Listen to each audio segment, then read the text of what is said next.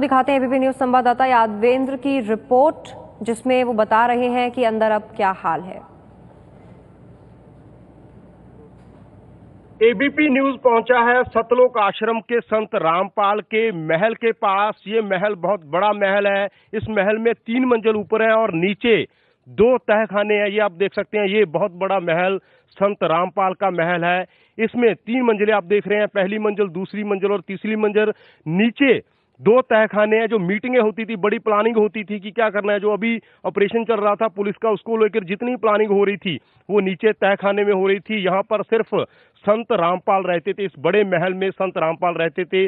संत रामपाल जिसको इजाजत देते थे वही यहाँ आता था, या उसके बिना यहाँ पर सिर्फ उनके सिक्योरिटी के से जुड़े हुए लोग होते थे और यहाँ पर कोई नहीं आ सकता था। यहाँ पर सिर्फ संत रामपाल रहते थे और यहाँ पर बड़ी प्लानिंग होती थी। और खासतौर पर जब सत्संग होती थी, सत्संग को लेकर क्या प्रबंध करने हैं और कहाँ कहाँ से लोग बुलाने हैं, कहाँ कहाँ से लोग आ रहे हैं, वो भी यहाँ पर प्लानिंग होती थी। और खास तौर पर जब से ये पूरा सिलसिला शुरू हुआ, जब से कोर्ट ने अवमानना का नोटिस दिया, तब से लेकर यहीं पर पूरी प्लानिंग होती थी।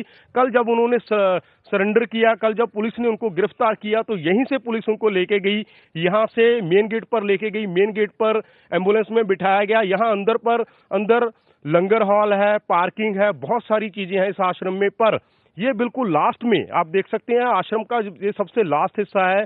यहाँ पर नीचे सुना है कि उनका परिवार भी यहीं आसपास ही रहता है, इस महल के आसपास ही। पर ये महल सिर्फ संत रामपाल का महल था। संत रामपाल इस महल में रहते थे और इसी महल से सब कुछ चलता था। इस महल के पास जिन लोगों ने उनको देखा है, वो एक चश्मदीद हमारे साथ हैं।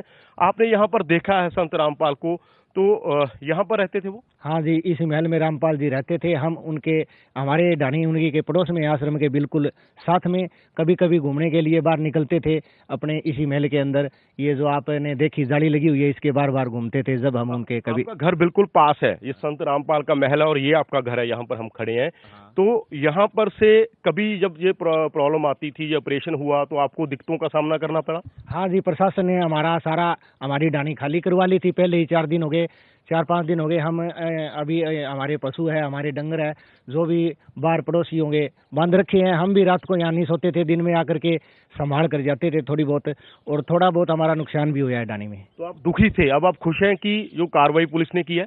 नहीं, हम दो दुखी तो, और जो ऑपरेशन होया था इसके अंदर हमारे को कठिनाई हुई।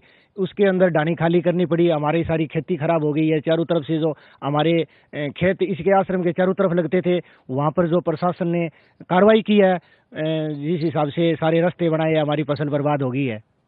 तो ये इनका घर बिल्कुल जो महल है इसके पास इनका घर है। ये ढाणी कहते हैं, यहाँ पर हरियाणा में ढाणी कहते हैं जो खेतों में रहते हैं लोग। तो ये आप देख सकते हैं, पीछे भी खेत है और पीछे आश्रम है।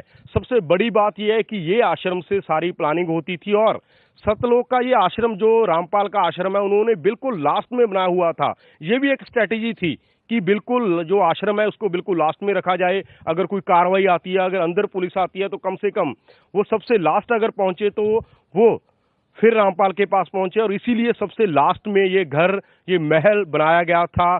यहाँ से पूरा ऑपरेशन, यहाँ से पूरी जो प्लानिंग संत रामपाल करते थे। कैमरामैन गुलशन के साथ यादविंदर सिंह, एबीपी न्यूज, सतलोक आश्रम।